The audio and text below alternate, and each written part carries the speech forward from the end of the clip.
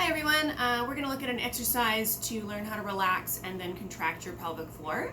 This is just one option out of a lot, so if it doesn't work for you, reach out and we can find something else that will. My favorite thing to use for this is a squishy ball.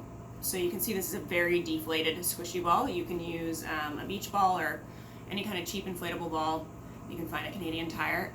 If you don't want to get one of these or you don't have one lying around the house, you can also use a pillow or rolled up towel. What we're looking for is just something that is soft to allow us to get some feedback through the area, because most of us don't have a great awareness of our pelvic floor, of the muscles that work down there, and so sometimes applying a little bit of feedback can help us connect better.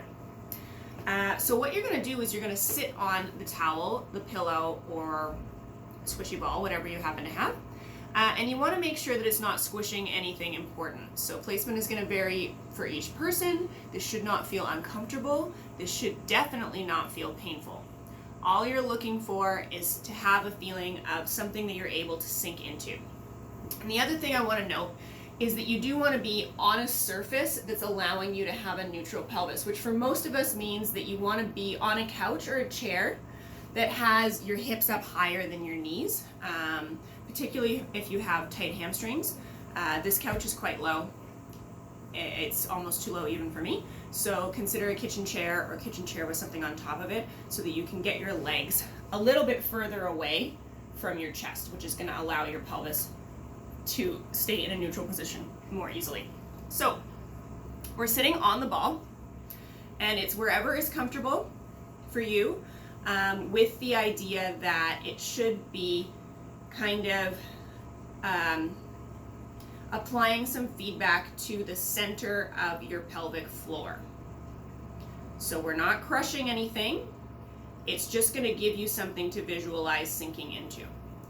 So you're going to take about 5 to 10 nice deep breaths, and what your goal is to expand your ribs as much as possible in all directions. So for most of us, that means we need to focus on the back portion of our rib cage, so you can think of sending your air into your lower back as you inhale. And as you do that, you want to think of letting your pelvis sink into the ball or the cushion, whatever you have underneath you. So you're going to do this for about 5 to 10 breaths. That's all you're doing, is you're focusing on relaxing into the ball. You can think of your sit bones widening, your tailbone dropping free. So your sit bones are the two pointy bones at the bottom of your pelvis.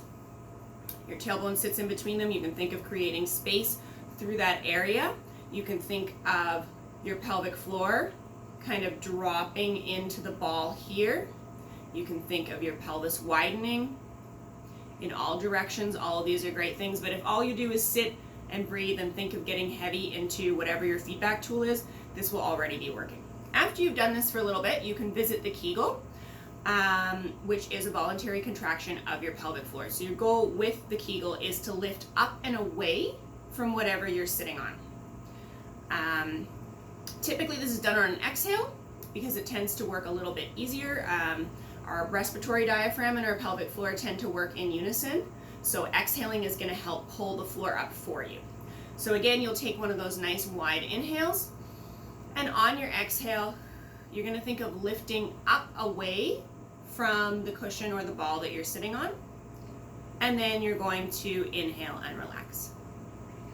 You can do a couple of those. So exhaling up and away, and inhaling, relaxing back down. So some of us are going to have the tendency of going way too far with this. So a quick little check-in that works is if you lift off the ball on your exhale, you should be able to take an inhale without losing too much of the lift away.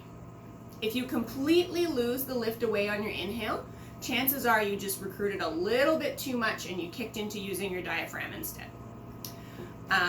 This is a great kind of first introduction to finding your pelvic floor and starting to understand the balance between relax and contract that we need in order for it to work dynamically in movements such as running or jumping. So give it a shot and reach out if you have any questions.